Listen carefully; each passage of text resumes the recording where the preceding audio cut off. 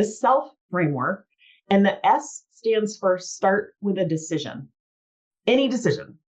When you're feeling sort of out of control, or you're feeling like you're in a chaotic state, or you're feeling anxious, you just want to start with a decision. Ask yourself, what is it that I want? Do I want to feel different? Do I want to get a different result? Do I want to start behaving different? What is it and why? Why do I want that? Most of us run through life so quickly, we have no idea what we want. And we certainly don't know why we want it. And so asking yourself those questions puts you in the driver's seat. You're not reacting to all the curveballs that life is throwing you. No, no, no.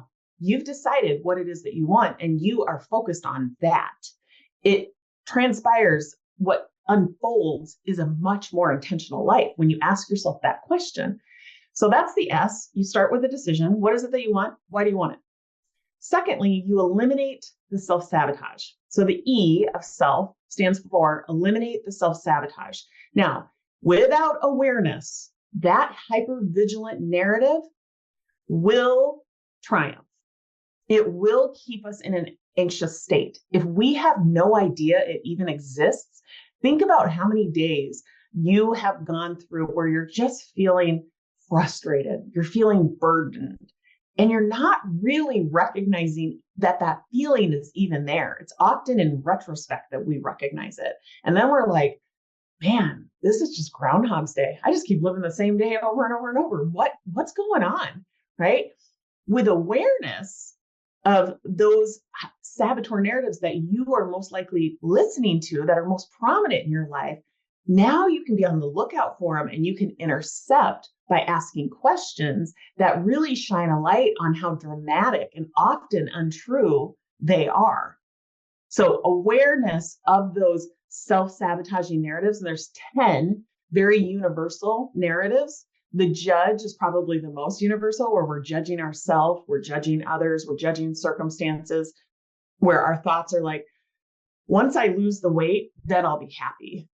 Once I hit, 6 figures, then I'll be successful. That's what it sounds like to judge circumstances. Or I shouldn't have yelled at my son, or he should have known better, right? That's what it sounds like to judge. That those are the judgmental narratives that are going on in our head, and they're very dramatic, they're very convicting, and they leave us feeling in a way that really creates an unproductive day. And so if you know that about yourself, you can be on the lookout for it, and you can start to question it. And that's how you eliminate the risk of self-sabotage. So start with a decision, any decision, eliminate the self-sabotage. Then you want to leverage your strengths. So we all have empathy and discovery and innovation and the ability to kind of navigate utilizing our values. We all have those kind of strengths available to us. But the deal is that they're only available to us if we're operating from the prodigy part of our brain. And so you have to understand that there are these two parts of your brain, and that without any sort of intention, you will default to operating from the primitive part of your brain. You'll be listening to those fear-based narratives. So we teach clients some techniques to really quiet down that primitive brain chatter, that fear-based narrative, so that they can start to crack the door open to their prodigy brain. That prodigy brain perspective is so much more easygoing. It almost feels like you're in a state of flow, because the perspective that you have when you're operating from that part of your brain is that every circumstance, even the circumstance that you had the other day that led you to feeling anxious, even that was a gift and an opportunity. That's the prodigy brain perspective, that every circumstance can be turned into a gift and opportunity. So it keeps you from fearing the unknown, because you truly believe that anything can be turned into a gift and an opportunity. And when you're operating from that part of your brain, then you can tap into empathy for yourself, empathy for others, empathy for circumstances.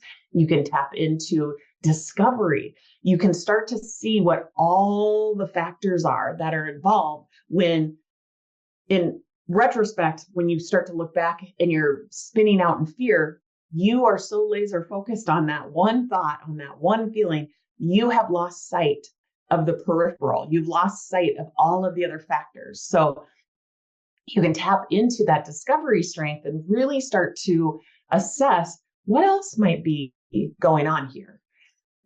So those are how you can leverage your strengths. And then finally, the fourth step is finish with a decision. And this one is like the game changer.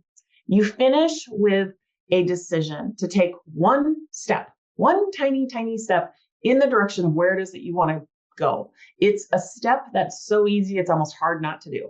So I live my hours by utilizing this framework.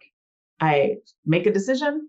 I ask myself what's the narrative that's going to show up that always shows up so that I can just allow it to be there, but I can be on the lookout for it so I don't react to it. I start tapping into empathy for myself. I'm human. I didn't wake up this morning, not human. It's bound to happen. But I can also start asking myself, like, how can I be innovative about this? Like, what else might be involved that I might not be seeing? Or like really start to challenge my thinking to a new level. And then I finish with a decision that says, what's the next step that I can take that's so easy, it's almost hard not to do? And the second part of that question is, and how do I want to feel while I'm doing it? So that brings forward this like ability, this superhero power to make a decision ahead of time, which most of us don't do. When we're in this reactive state, we're just making decisions as they come, as the curveballs are thrown at us. But when you make decisions ahead of time about how it is that you want to feel while you are executing on a commitment that lands at 7 o'clock in the morning, now, once again, you're in the driver's seat.